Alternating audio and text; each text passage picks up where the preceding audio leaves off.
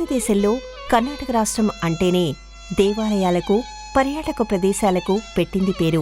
ఒకవైపు చారిత్రక కట్టడాలు, మరోవైపు హంపి, బాదామి వంటి యునెస్కో గుర్తింపు పొందిన ప్రపంచ వారసత్వ ప్రదేశాలు. ఇక ఈ రాష్ట్రంలోని కోలార్ జిల్లా చోళులు, విజయనగర రాజుల శిల్పకళా వైభవానికి, పురాతన ఆలయాలకు ప్రసిద్ధి. అలాంటి కోలార్ జిల్లాలోని వక్కలేరిలో భక్తుడి కోసం యమపాసాన్నే శాసించిన పరమేశ్వరుడు కొలువై ఉన్నాడు. ఆ శివుని ప్రతిరూపమైన మార్కండేశ్వరుని ఆలయం ఈ వారం దివ్యక్షేత్రం.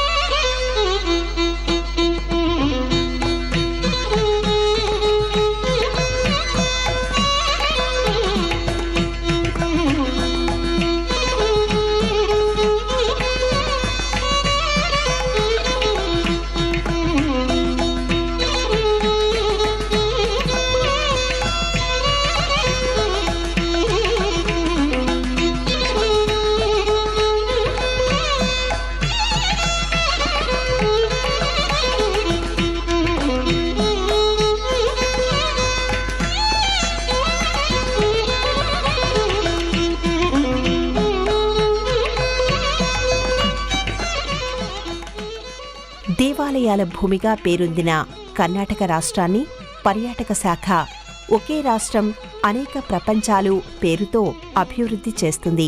వైవిధ్యమైన పర్యాటక కేంద్రాలు, విలువైన దేవాలయ వారసత్వ సంపద ఈ రాష్ట్రం సొత్తు. హంపి విజయనగర సామ్రాజ్య వైభవానికి ప్రతీక అయితే, కూర్గ్ కాఫీ తోటలు, జలపాతాలు, ఓంకారేశ్వర ఆలయంతో కూడిన కొండలకు నిలయం. ఇక మైసూర్ శ్రావణ బెళగుళ మత సామరస్యానికి, శిల్పకళా సోయగాలకు ప్రత్యేక ఆకర్షణ. మంగుళూరు, బేలూరు వంటి ప్రదేశాలు సుందర సముద్ర తీరాలతో, సున్నితమైన కట్టడాలతో అలరారుతున్నాయి. అలాంటి కర్ణాటక రాష్ట్రంలోని కోలార్ జిల్లాలో చారిత్రక, ఆధ్యాత్మిక కేంద్రాలు ఎన్నో ఉన్నాయి. గంగా, చోళ, విజయనగర రాజులు నిర్మించిన ఎన్నో కట్టడాలు, పుణ్యక్షేత్రాలు నేటికీ చెక్కు చెదరకుండా నిలిచే ఉన్నాయి. భక్తులను, పర్యాటకులను ఆకట్టుకుంటున్నాయి.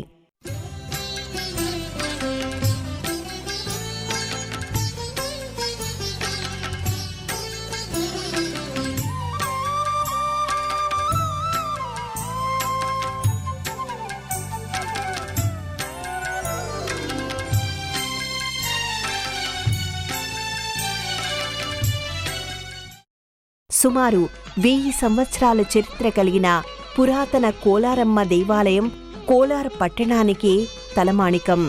చోళ, విజయనగర రాజులు నిర్మించిన సోమేశ్వరాలయం ఆనాటి కళలకు నిదర్శనం. ప్రపంచంలోనే ఎక్కువ కోటిలింగాలతో అలరారే శివరూపం అపురూపం. ఇలా ఎన్నో అపురూప ఆలయాల సంగమం కోలార్. ఆ కోలార్ జిల్లాలోని వక్కలేరి ఆహ్లాదాన్ని పంచే పర్యాటక కేంద్రం. ప్రకృతి పులకరింతలతో, పచ్చని అందాలతో ఆకట్టుకునే సుందర ప్రదేశం. విహారయాత్రలకు, వినోదాల సందళ్లకు, భక్తి ప్రపత్తులకు అనుకూలమైన ప్రాంతం. కోలార్ దేవాలయాల క్షేత్రమైతే వక్కలేరి సాక్షాత్తు ఆ పరమశివుడి మహిమకు నిలువెత్తు రూపం. మార్కండేయుడు మరణాన్ని జయించిన దివ్యధామం ఈ శివక్షేత్రం. నింగిని తాకే మండపంలో పరవశించే పచ్చని అడవుల మధ్య ఎత్తైన కొండమీద పరమేశ్వరుడు మార్కండేశ్వరుడిగా కొలువై ఉన్నాడు. కోరిన కోర్కెలు తీర్చే భక్తేశ్వరుని ఆలయమే ఈ మార్కండేశ్వర దేవాలయం.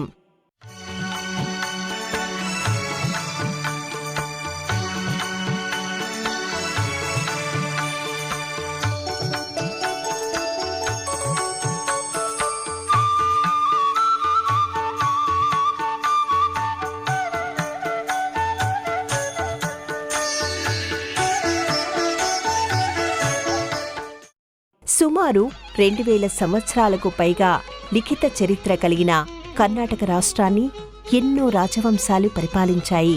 అద్భుతమైన సంస్కృతిని, చరిత్రను అందించాయి.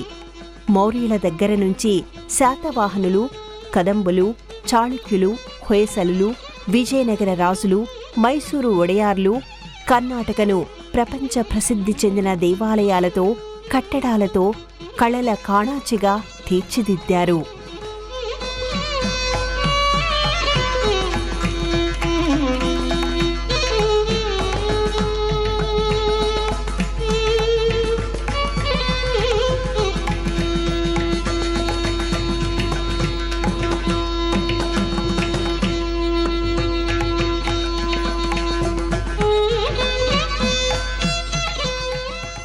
కర్ణాటకలోని కోలార్ను పశ్చిమ గంగా వంశస్థాపకుడైన కొంగనివర్మన్ క్రీస్తు శకం 350లోనే రాజధానిగా తీర్చిదిద్దాడు.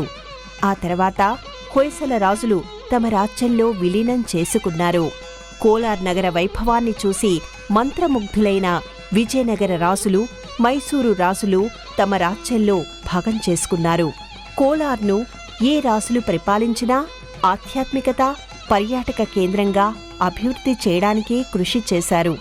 అందువల్లే ప్రపంచంలోనే అతిపెద్ద శివలింగం కలిగిన కోటిలింగేశ్వర దేవాలయం, అతి పురాతనమైన కురుడుములై వినాయక ఆలయం, ద్రవిడ శైలిలో చోళులు నిర్మించిన కోలారమ్మ గుడి నేటికి చెక్కు చెదరని చరిత్ర ఆనవాళ్లుగా కనిపిస్తున్నాయి, కనువిందు చేస్తున్నాయి. కళలకు, భక్తికి, శిల్పకళా వైభవానికి తార్కాణంగా నిలిచాయి.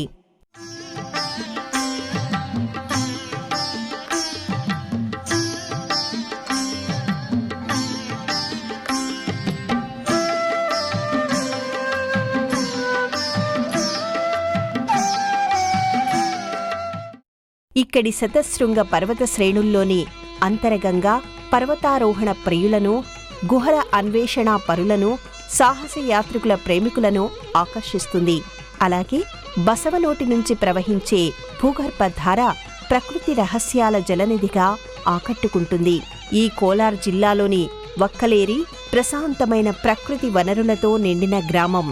సుందరమైన చెరువు, చెరువు చుట్టూ కుహు కుహు స్వరాలతో ఎగిరే పక్షులు, ఆ పక్షులను చూడడానికి వచ్చే పర్యాటకులతో కళకళలాడుతుంది.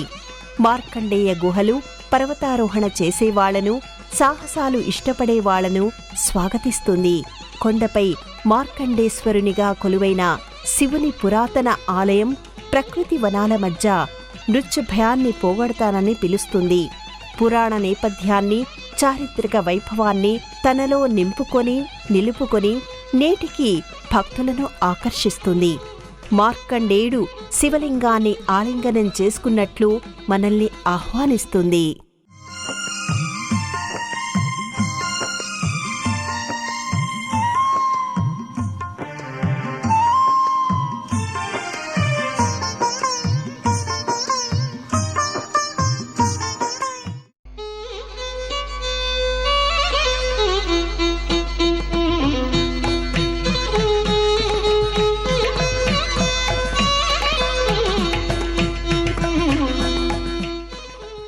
కోలార్ అంటే కేవలం దేవాలయాల క్షేత్రం మాత్రమే కాదు, భారతదేశంలోనే అతిపెద్ద బంగారు గనుల నిక్షేపం.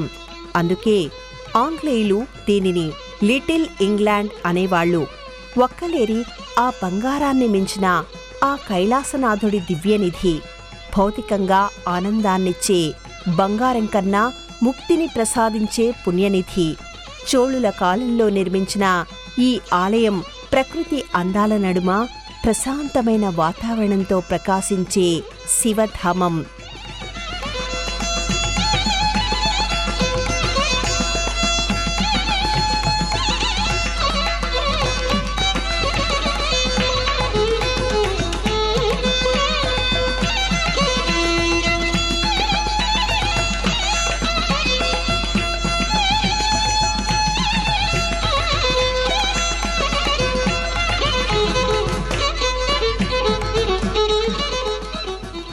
వక్కలేరి గ్రామానికి సమీపంలోని మార్కండేయ కొండకి వెళ్లే దారి అందంగా, కడురమణీయంగా ఉంటుంది.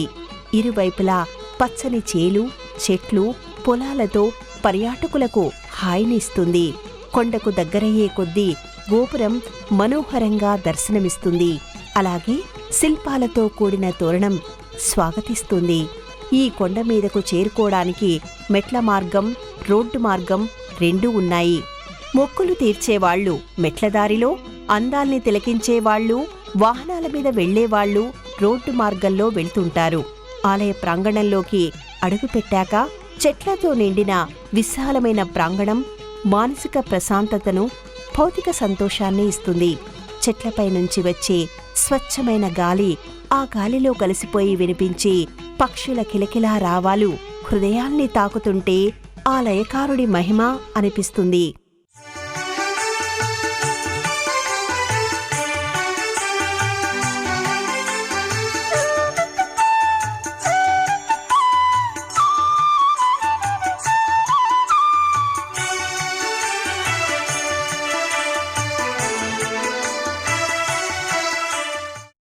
ఇక ప్రాంగణంలో కనిపించే చిన్న చిన్న ఉపాలయాలు, వాటి గోడలపై చెక్కిన ప్రాచీన సుందర శిలా రూపాలు మనల్ని పురాణాల పుటల్లోకి తీసుకువెళ్తాయి.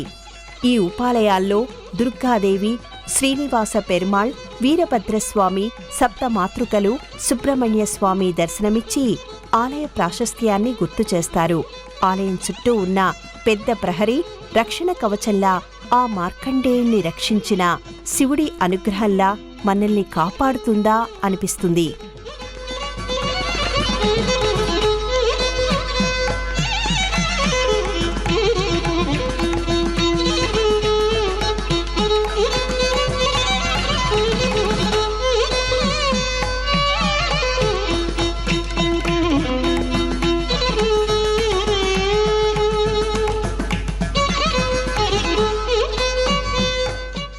సహజ సిద్ధమైన ప్రకృతి ఒడిలో మనోహరంగా కనిపించే శ్రీ మార్కండేశ్వర ఆలయం చోళుల కాలం నాటి శిల్పకళతో కాంతులీనుతుంది.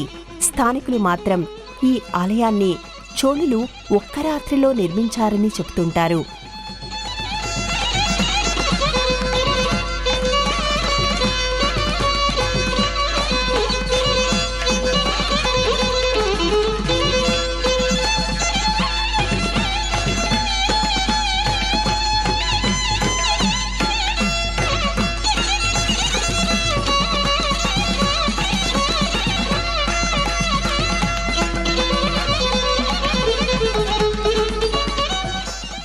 గర్భగుడిలోకి అడుగుపెట్టగానే నల్లటి నంది విగ్రహం మీ పాపాలను పోగొట్టి మరుజన్మ నుంచి విముక్తి కలిగించడానికి శివుడు సిద్ధంగా ఉన్నాడు అన్నట్లు పిలుస్తుంది. గర్భాలయంలోని లింగాకారానికి ఇరువైపులా దేవతా ప్రతిమలు దర్శనమిస్తాయి. మూలమూర్తి లింగాకారంలో శాలిగ్రామ శిలతో అందంగా అలంకరించిన వెండి నామాలు, నయనాలతో భక్తులకు కనువిందు చేస్తాడు. ఇక ఆలయ ప్రాంగణంలో కనిపించే ఉపాలయంలో శివపార్వతుల అర్ధనారీశ్వర తత్వాన్ని తెలుపుతోంది. స్థల పురాణాన్ని నిజం చేసే మార్కండేయ ఆలయం కూడా ఇక్కడ ఉంది. ప్రధాన నందీశ్వరుడితో పాటు యోగ భోగ ధ్వజనందులు ప్రత్యేక ఆకర్షణగా ఆకట్టుకుంటాయి. ఆలయ మండపంలోని రాతి స్తంభాలపై పురాణాలకు చెందిన అద్భుత శిల్పాలు ఉన్నాయి. సున్నితమైన చోళుల కాలం నాటి శిల్పకళా సౌందర్యాన్ని చాటుతున్నాయి. ద్రవిడ శిల్ప కళాకృతులతో కళకళలాడుతున్నాయి. కొన్ని శిల్పాలు కాలప్రవాహంలో చిక్కుకొని కొంత శిథిలమైన జీవాన్ని కోల్పోకుండా అంతరార్థాన్ని బోధిస్తున్నాయి. భక్తితత్వాన్ని తెలియజేస్తున్నాయి. మానవాళికి ఆధ్యాత్మిక సందేశాన్ని పంచుతున్నాయి. ఆలయ ప్రాంగణంలోని పవిత్రమైన మారేడు వృక్షం ప్రకృతి అందాలకు శోభనిస్తూ శివుడికిష్టమైన పత్రాల పవిత్రతను వివరిస్తుందా అనిపిస్తుంది.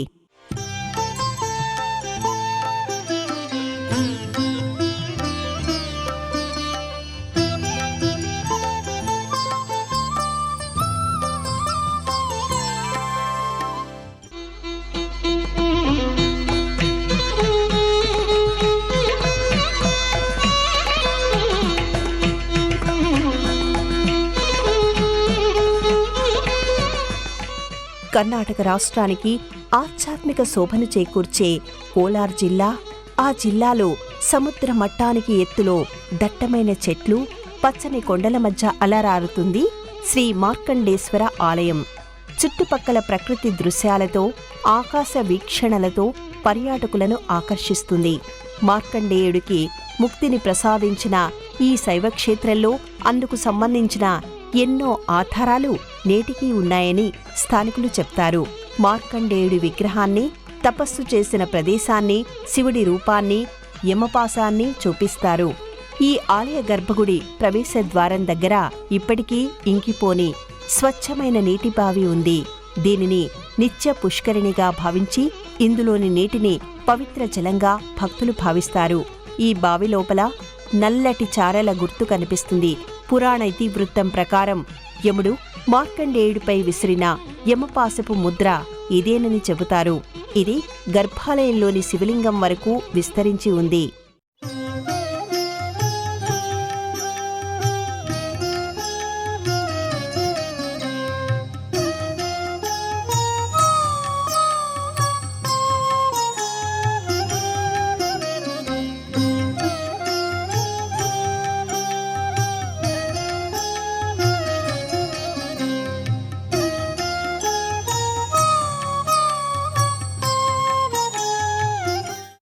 శివుడే మార్కండేశ్వరునిగా దర్శనమిచ్చే ఈ ఆలయం వెనుక ప్రసిద్ధ పురాణ గాథ ఉంది. మృకందు ఋషికి అతని భార్య మరుద్మతికి చాలా కాలం పాటు సంతానం కలగలేదు.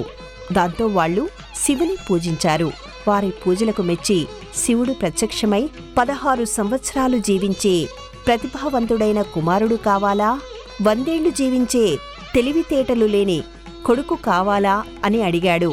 మృకందు మహర్షి 16 ఏళ్లు బతికిన ప్రతిభావంతుడైన కుమారుడే కావాలి అని కోరుకున్నాడు. అలా ఆ దంపతులకు మార్కండేయుడనే ఉత్తమ గుణాలున్న కొడుకు జన్మించాడు. చిన్నతనం నుంచి శివభక్తుడిగా పెరిగాడు. 12 ఏళ్లు వచ్చేసరికే మహామృత్యుంజయ మంత్రాన్ని ఔపాసన పట్టాడు. 16 సంవత్సరాలు వచ్చినా శివనామస్మరణ వదలక నిత్యం ఆ పరమేశ్వరుని ధ్యానంలోనే గడిపేవాడు. ఆయుషు తీరి యముడు వచ్చే సమయానికి శివలింగాన్ని పూజిస్తూ ఉన్నాడు. యముడిని చూడగానే భయంతో తనను కాపాడమని, యముడి నుంచి రక్షించమని ఆ శివలింగాన్ని ఆలింగనం చేసుకున్నాడు. యముడు పాశం విసరడంతో అది మార్కండేయుడితో పాటు శివలింగానికి కూడా తగిలింది. శివుడు ఉగ్రుడై యముడితో యుద్ధానికి సిద్ధమయ్యాడు. వారిద్దరి మధ్య జరిగిన భీకర యుద్ధంలో యముడు మరణం అంచుల వరకు వెళ్లాడు. శివుడు ఓడిపోయిన యముడిని క్షమించి మార్కండేయుడికి శాశ్వత జీవితాన్ని ప్రసాదించాడు. అలా మార్కండేయుడు యమపాశం నుంచి రక్షించబడి చిరంజీవిగా శివుని వరం పొందాడు. పరమేశ్వరుడు యముడిని ఎదిరించి కాలాంతకుడిగా, మృత్యువుని సైతం అంతం చేసేవాడిగా కీర్తింపబడ్డాడు. మార్కండేయుడు తపస్సు చేసింది, మృత్యుంజయుడుగా వరం పొందింది ఈ ఒక్కలేరిలోనే అని ఈ పురాణగాథ చెబుతోంది.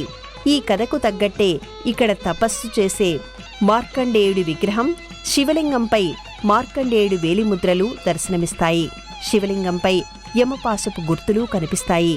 ఈ నమ్మకంతోనే భక్తులు వేల సంఖ్యలో శ్రీ మార్కండేశ్వరుడిని దర్శిస్తారు, పూజిస్తారు, మరణ భయాన్ని పోగొడతారని నమ్ముతారు. అయితే ఆలయ పునరుద్ధరణలో భాగంగా రాళ్లను పేర్చే సమయంలో ఆ ముద్రలు ఊడిపోయాయని స్థానికులు చెప్తారు. కొండ చుట్టూ ఉన్న సుందరమైన అడవి అందాలు, మరణభయాన్ని పోగొట్టే మహాశివుని దర్శనం ఈ ఆలయ ప్రత్యేకత.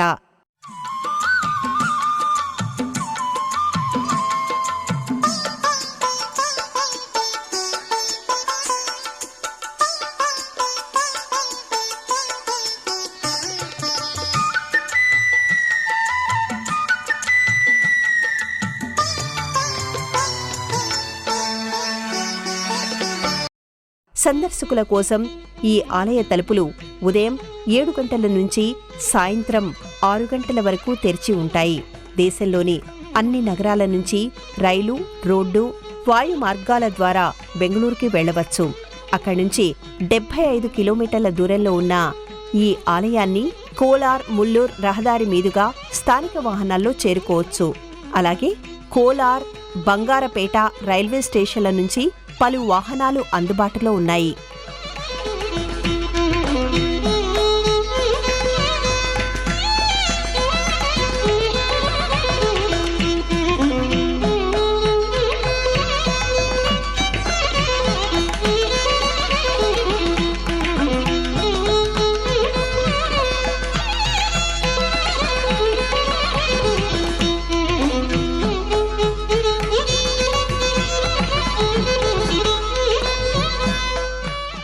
బంగారు గనులకు, ప్రాచీన ఆలయాలకు ప్రసిద్ధి చెందిన కర్ణాటక రాష్ట్రంలోని కోలార్ జిల్లా ప్రకృతి సోయగాలకు, పురాతన నిర్మాణ నేపథ్యాలతో అలరారే శ్రీ మార్కండేశ్వర ఆలయానికి నిలయమైన వక్కలేరి. ఈ ఆలయానికి వచ్చే భక్తులు, పర్యాటకులు శివదర్శనంతో పాటు చక్కటి ప్రకృతిని ఆస్వాదించి సేద తీరుతారు. చల్లదనాన్ని అనుభూతి చెందడంతో పాటు అడవి అందాల్ని తిలకించి సంతోషిస్తారు.